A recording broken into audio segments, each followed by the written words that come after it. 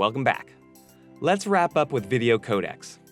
We found that there are a lot of codecs out there that can deliver nice-looking video, but in doing so, they're using up loads of unneeded bandwidth.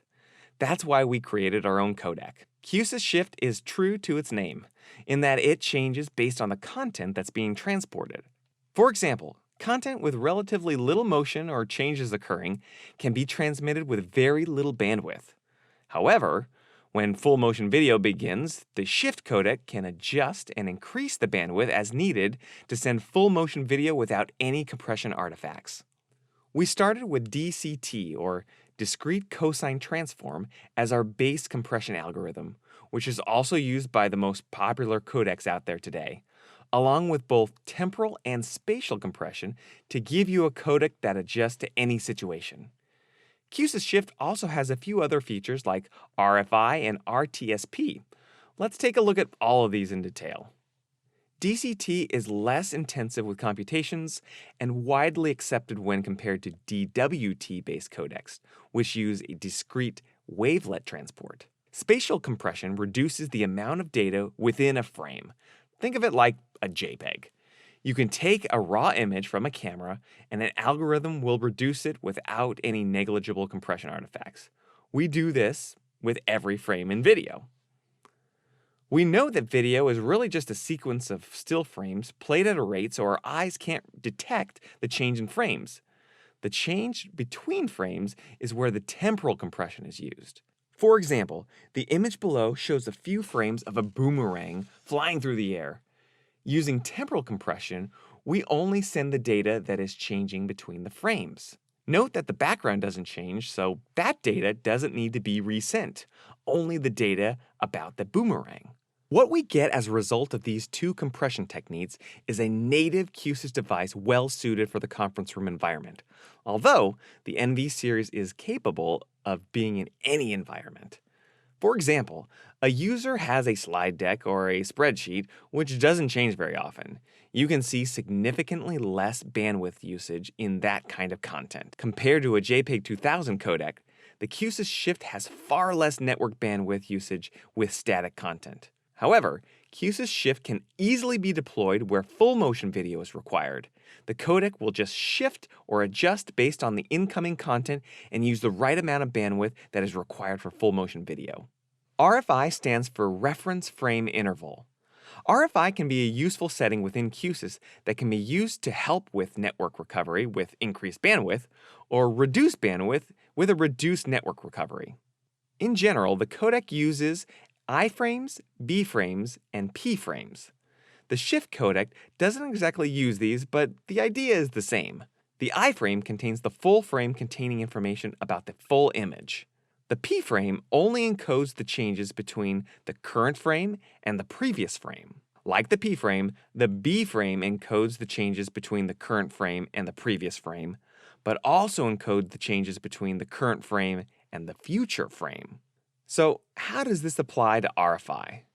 The RFI decides more or less how frequently we send a full frame of data. If there are network errors, an iframe will clean those up.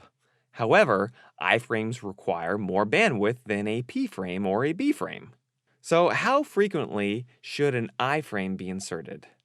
The lower the RFI, the more iframes get inserted, which means you get better error recovery at the expense of increased bandwidth. The higher the RFI, the worse error recovery, but a decrease in bandwidth usage. What does that look like? Well, here's a real-world test using a computer desktop, a static image at 4K. With an RFI of 200, we see a bandwidth usage of around 7 megabits per second. That same content with an RFI of 30 will yield a bandwidth of approximately 40 megabits a second. If you open the NV series component in QSC Designer software, you will find the RFI setting with a range between 5 and 255 and a default setting of 30. You'll also note that you can see the bitrate here. This is the maximum allowable bitrate that the algorithm will try to use. This is equally applied across all HDMI inputs. The NV series is capable of encoding either a single 4K source or 3 simultaneous 1080p sources. If you set the encoder to a bitrate of 600 megabits a second, and you set it to 4K 60 max mode, then you can transmit a single 4K stream with a maximum bitrate of 600 megabits a second. Now, if the encoder is set to 1080 60 max mode, then you're able to share that 600 megabits a second across all three inputs. 300 megabits for 2 streams, 200 megabits for 3 streams. Math. One last thing. If an encoder in 4K 60 mode attempts to encode more than one 4K 60 stream, then a hot plug event will be triggered, and this will change all input EDIDs to 1080p, thus allowing multiple streams at a resolution of 1080p or less. So, if a 4K max mode is required, it is highly recommended that the encoder only wire a single AV stream to any decoder. Try and not wire multiple 4K sources on a single encoder. If an encoder is in a 1080p max mode, then there's no worry about a hot plug event. You can stream all 3 inputs simultaneously without worry. Real-time streaming protocol, or RTSP, is another useful tool in establishing and controlling the media during a streaming session. The decoder requests the media from the source device, and the source will send data as unicast or multicast, also known as RTSP pull streaming. This means that the video is not broadcast over the network for no reason. Encoders do not send video into the network until the decoder requests the video stream. If all decoders are set to a graphic image, then no video data is sent onto the network. And that's it for digital video.